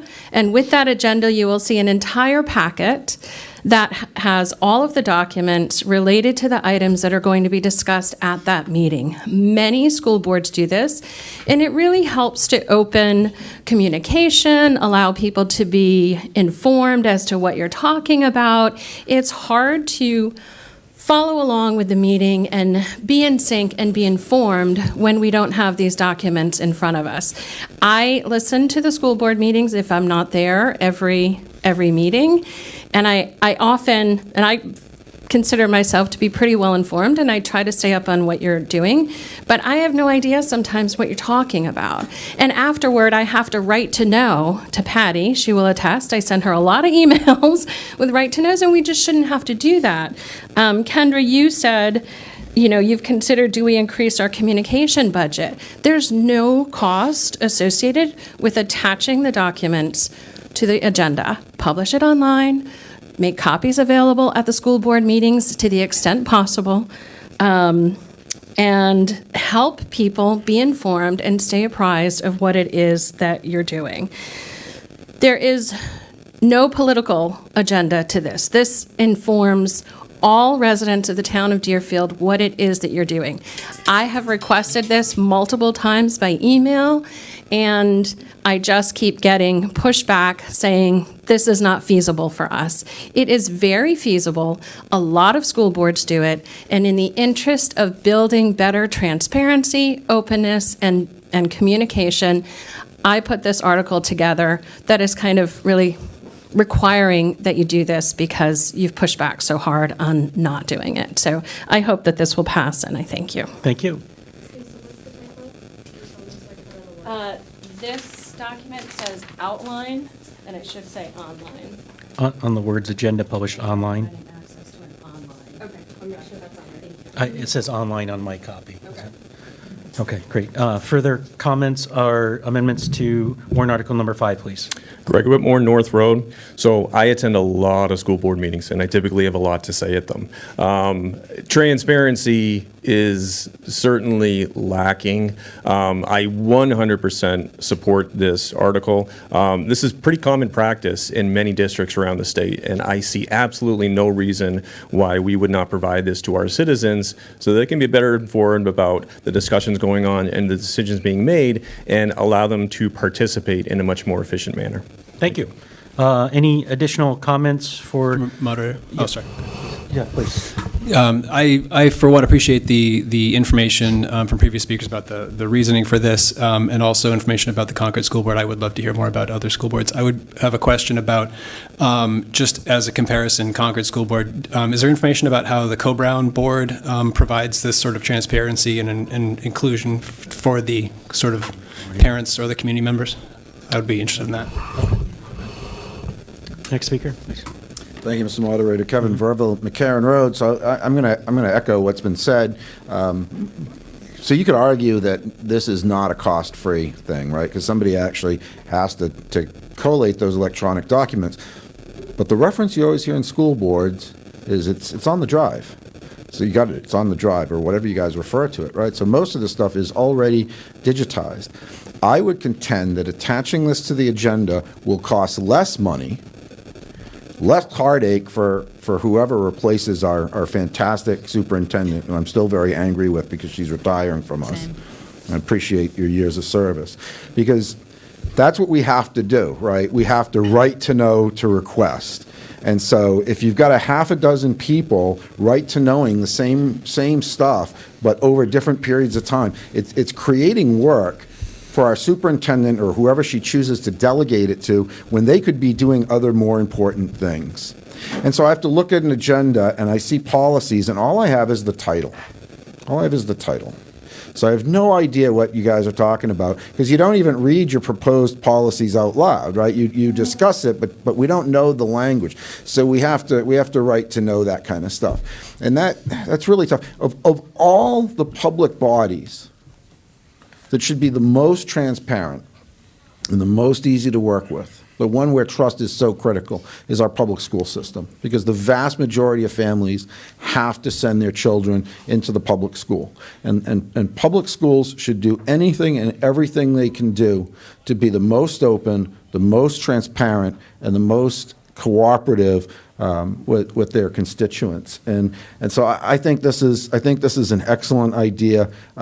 Regardless of how the vote turns out, I think the board should do this. It's a good faith effort to really open it up, and so that we don't have to keep doing the right to know. Thank you, Mr. Thank you. Moderator. Appreciate that. Okay, next comment for discussion or amendments, please.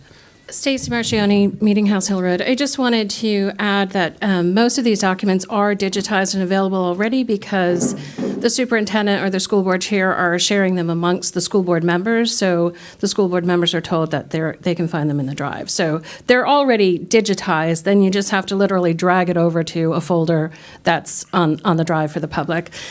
The comment about whether Co-Brown does this is indicative of the kind of blocking that we've gotten whenever we try to get documents from the school board. So that's just someone looking for a reason not to do this, and it's not in the interest of transparency, openness, and communication. Trust is built in the light, not in the dark. So that's a really unfortunate comment from a school board member. Thank you. Next speaker, please. Mary Ann Clark, Old Center Road, and I would like to say I do appreciate the comment from the school board member. We send millions of dollars to Co-Brown, and I can attest to the fact that I have looked for their documentation. You can find absolutely nothing about their budget or how they meet or decisions they make, and our money is all going to that point. Okay, great. Thank you. Again, let's stay on to the warrant article here at hand, please. Yep. Next. Jeannie Menard, Mountain Road. We live in a instant world where we want everything immediately, and we're all guilty of kind of having that little frustration when we have to, wait. So, in terms of the effort of the board to consider this, and I object to the characterization of the board not being transparent in terms of, designing delay for this effort. Question asked for information from a board member is certainly appropriate and positive. I view that as positive. But I feel like in this transition, potentially to move towards providing information ahead of the meeting, if we all could also have a degree of in this transition to give people a little break. I myself would potentially find something at the last minute and want to bring it to the board and may not have an opportunity to get it posted. So I get it. It's nice. I know the Board of Selectmen and other boards are starting to have things available. I think this is good. I support that. But I also feel like there may be circumstances where it's just not possible in preparing and getting some. You want to be able to get things to the board, to a meeting, and then getting it available as soon as possible. So let's just be flexible and not be forgiving if there are situations where that may not occur for whatever reason, till we all get in the habit and it's a pattern and it's on the roll. And here we are. So, thank you. Thank you. Yep, please. Yeah, so I did just want to clarify, I'm not opposed to this in theory. I think if we could do it, great. I do want people to be mindful that there is one administrative assistant in the SAU who prepares our budgets, and she's doing this for 4 other districts as well.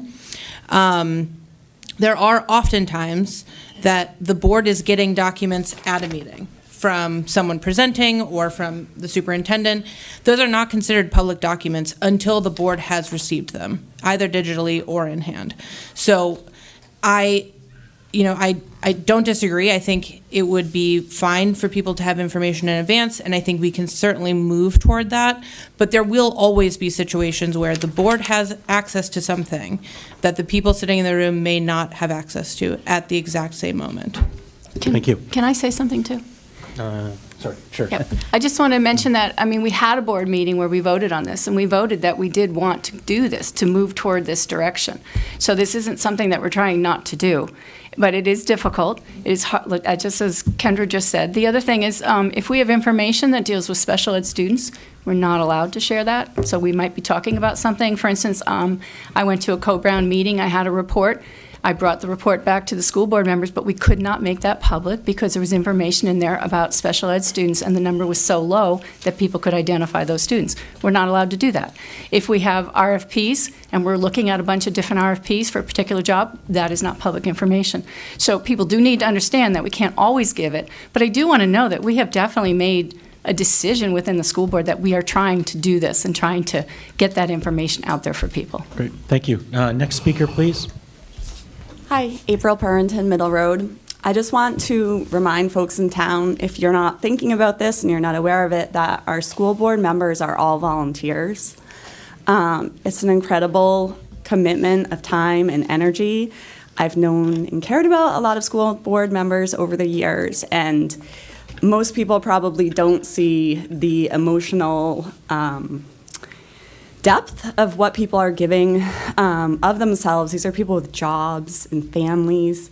So the assertion that there's like some sort of attempt to keep people in the dark or to be nefarious is ridiculous. And yeah, these are volunteers, and if you haven't done it, you cannot appreciate what they are giving of themselves. Thank you. I appreciate it. Okay, warrant article number 5, please. Additional comments? Yeah, Errol Roads, Church Street.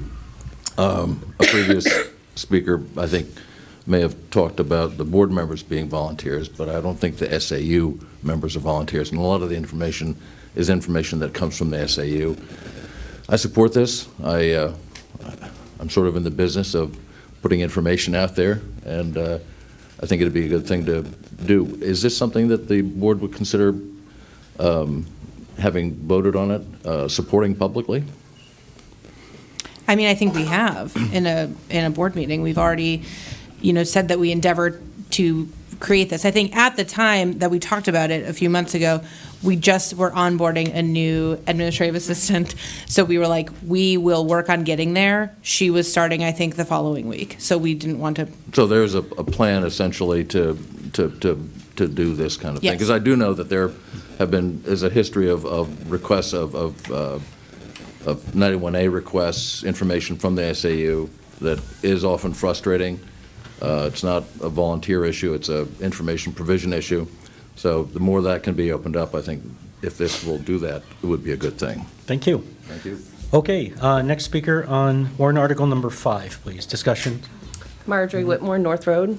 So hard, I always get so nervous up here, but I'm typically on your side. Don't be nervous.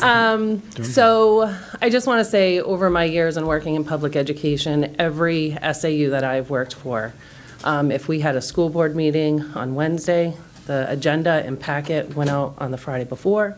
If we had a Tuesday meeting, it went out on the Thursday or Wednesday before. So I appreciate that you guys are working on it and trying to get everything out there. I do understand that there are certain things that are not allowed out there for the public. I completely understand it.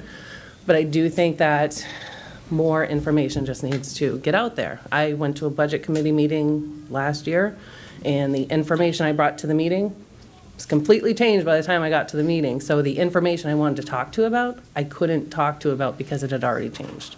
That's all. So I appreciate moving forward in the right direction, but I just think it could be a little bit better. Sure. Thank you. Okay, any final comments there on warrant article number 5? Okay, seeing none, we'll go ahead and the school district clerk will place article number 5 on the ballot as written.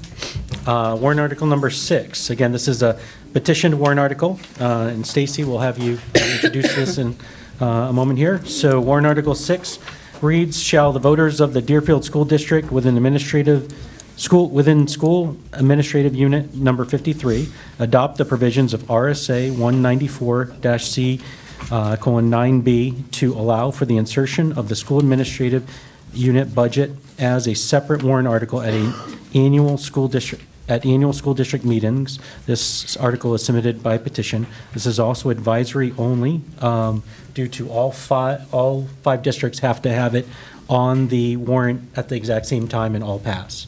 So, so that's warrant article number 6. So Stacy, are you going to present? Oh, are you presenting? Okay, thank you.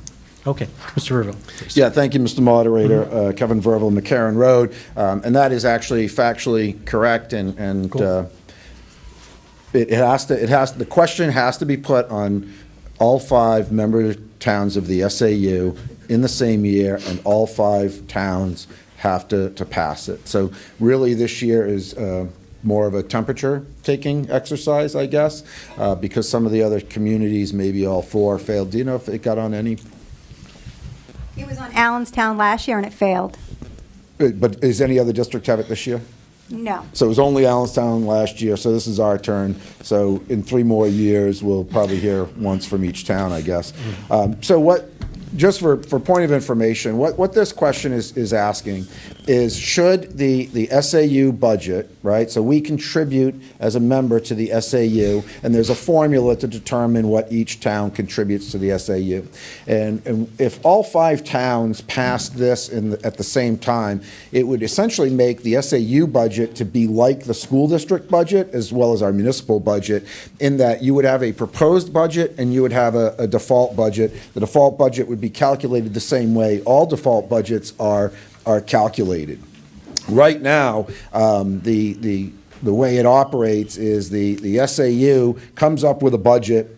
They run that amount of money through the formula, and that's the bill that the district gets, and that's it. That's the end of it. It's both in the Deerfield operating budget and the Deerfield default budget. So unless you can get a change made at the SAU level, no changes are allowed. It's a pass through thing. And so what this would allow is to have a proposed budget and a default budget, and it would allow the voters to decide which one they want.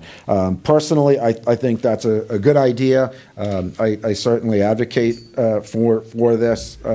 And so I would ask voters to vote yes on Article 6 come what March. Thank you, Okay, Mr. thanks. Moderator. Appreciate it. Additional comments, amendments for Article 6, please. Good morning. Back in the 80s, I took a troop of people to the SAU, and we got the budget reduced. But how did you find out about it? How did you know? Of course, they post a notice here at the school where a few people might have seen that they're going to have a public hearing.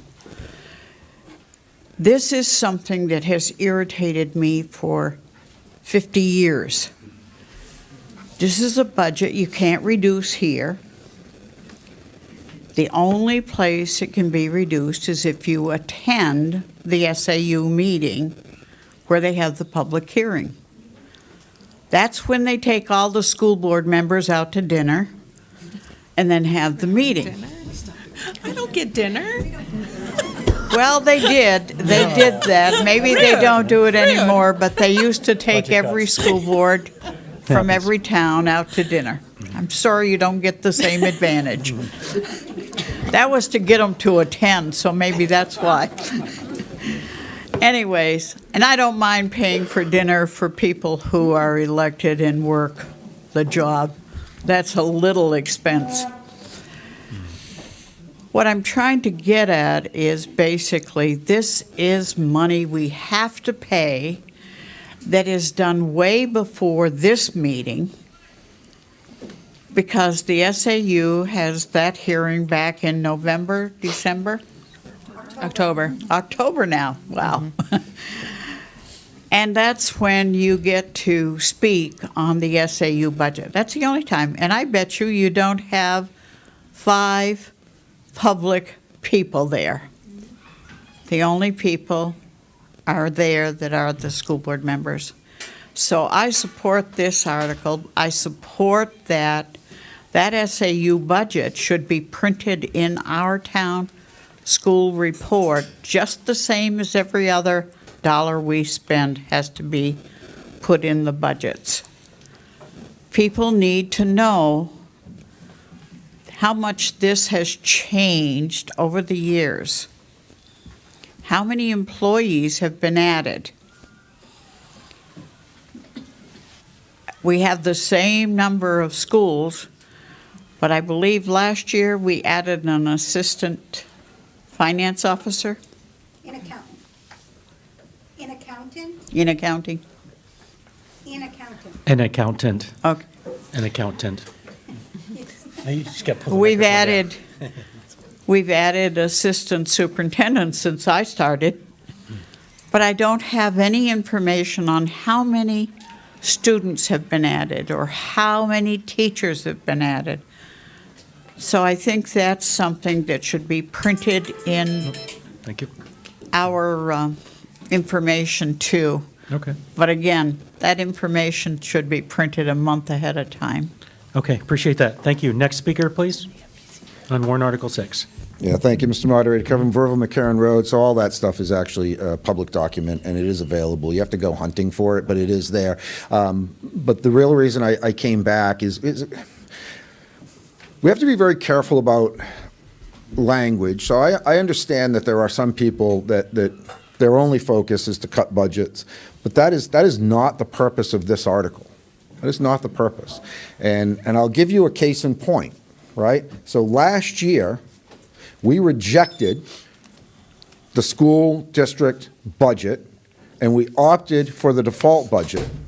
And that was not an exercise of cutting money from the Deerfield School District. That was an exercise of adding money for a specific purpose, a high school bus. We all knew there wasn't going to be a driver, but if, God bless, there would have been a driver, we would have had the funding. And so having the option between a proposed and a default budget isn't simply an exercise to find the lowest number. It is an exercise to find the budget that best represents the spending priorities of the people that are funding it, of the taxpayers, of the voters that show up in March. So the point of this article is not simply to find a way to randomly cut budgets. It's to offer people, the voters, the taxpayers, an option between A and B to try to indicate which way they would prefer the SAU to go based on financial considerations. Thank you, Mr. Moderator. Thank you. Any additional speakers on warrant Article 6, please? Greg Whitmore, North Road. So I very much appreciate the level of local control that this article would provide. We do pay a pretty hefty chunk of money to the SAU every year, and I would certainly like to see the residents of this town have more of a say in how that money's spent. Thanks. Thank you. Can I respond? Please. Yeah, I would love for people to come to the SAU meetings. I do try to put out the SAU budget on our Facebook page. I put it on the town page. It has all the information that people, I think, are looking for. We include it in the NBC budget packets that we hand out. So we'd love to. It is a little bit confusing if you're looking through it for the first time. There's a bunch of different funds. I'm happy to sit down and talk about any of that if people have questions about all the different funds or what's included. But I would love for more participation at the SAU meetings if we can get them. Any additional comments or amendments for warrant Article 6? Seeing none, we'll place Article number 6 on the ballot as written. I need a motion to adjourn. Is there a second? All those in favor? All done. Thank you, everyone.